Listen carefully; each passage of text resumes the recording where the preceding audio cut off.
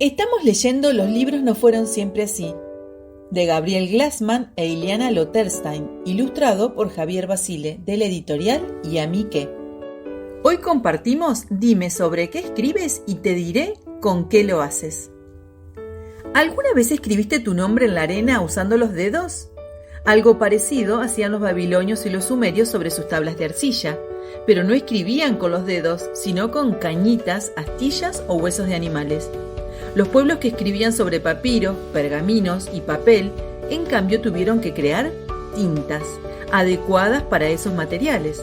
¿Y cómo conseguir una buena tinta que no se corra, que no se borre, que no pierda el color y que se seque más o menos rápido? No era tarea fácil, realizaron innumerables pruebas para hacerlas cada vez mejores. Utilizaron mezclas que incluían productos vegetales, aceites y hasta cerveza. Para escribir usaban sobre todo pluma de ave, preferentemente de oca, que es muy flexible. La punta de la pluma previamente afilada se mojaba en el tintero. Como no existía la goma de borrar, restregaban el pergamino con una esponja húmeda o lo raspaban con el rasorium, una especie de hojita de afeitar. Dicen que el emperador romano Calígula obligaba a los poetas que no eran de su agrado a borrar sus obras con la lengua.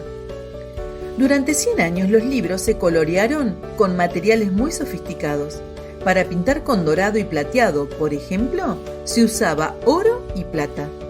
La mejor tinta roja se sacaba, con mucho trabajo, de un molusco que vivía en las costas del Mediterráneo, y el azul se obtenía del lapislázuli, una piedra muy rara que se encontraba en muy pocos lugares del mundo. Por eso los colores se usaban generalmente para los títulos, la primera letra de cada capítulo y algunos dibujos. ¿Sabías que la famosa tinta china se obtenía mezclando hollín de humo de pino con aceite y una gelatina que se hacía con piel de burro? Interesante, ¿no? ¿Vos tenés un bolígrafo? ¿Te imaginás a los antiguos romanos escribiendo con bolígrafos? No eran exactamente bolígrafos, pero sí se les parecían bastante. Primero cortaban en pedazos los tallos del bambú, que son cañas huecas muy finas, y a cada trozo le hacían un pequeño corte en forma de B corta en uno de los extremos.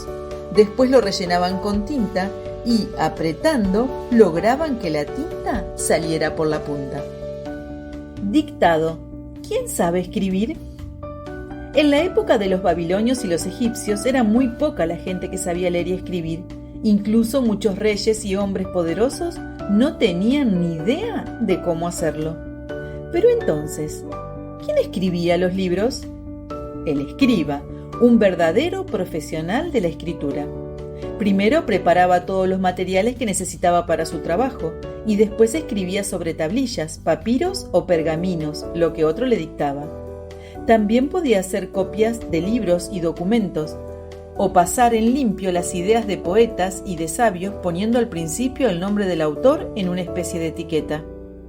Este trabajo tan especializado se mantuvo por muchísimo tiempo, porque los reyes, los militares y los comerciantes importantes necesitaban dejar por escrito sus leyes, sus órdenes y sus cuentas, y porque además, por cientos y cientos de años, el arte de la escritura y la lectura siguió estando reservado para unos pocos. Los escribas eran considerados hombres sabios porque conocían los textos religiosos, científicos y literarios más importantes de la época. Por eso su trabajo era uno de los más prestigiosos y codiciados. ¿Sabés cuánto podía tardar un escriba en copiar un libro? Si el texto era muy largo, varios meses. ¿Y cuánto costaba su trabajo? Muchísimo. Cobraban tan caro que solo las personas muy ricas podían pagarles.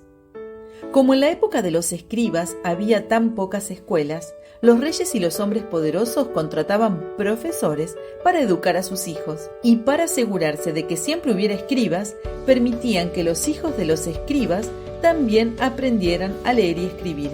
Así podían continuar el trabajo de sus padres. Esto es realmente increíble. En la antigua Roma los libros tenían un gran valor. Para producirlos más rápidamente, a veces se usaban esclavos que, aunque no sabían leer ni escribir, copiaban los textos. Imagínate los errores que cometían.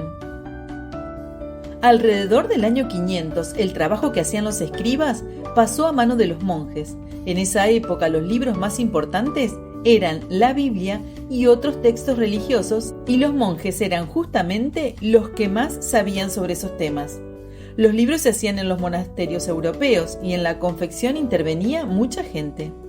El pergamentarius fabricaba el pergamino, sobre el que el librarius, escriba, copiaba el texto. Cuando el escriba terminaba, llegaba el turno de los illuminator, que rellenaban los espacios en blanco con pintorescas ilustraciones en colores, y el del rubricator, que se encargaba de los títulos y de las letras importantes. Cuando la obra quedaba lista, a veces se inscribía al final el colofón, donde aparecía el título de la obra, la fecha en que había sido copiada y el nombre del soberano reinante. Por último entraba en acción el ligator o encuadernador, que cosía las hojas y colocaba las tapas. El armarius se ocupaba de corregir el texto y de que todos tuvieran los elementos que necesitaban para realizar bien su tarea. Un verdadero director de orquesta. Y todo para hacer, a lo sumo, 1,5 páginas por día. Estamos compartiendo el libro Los libros no fueron siempre así, de la editorial Y a mí qué. Este libro lo puedes encontrar en la Biblioteca Popular Rafael Obligado de San Pedro.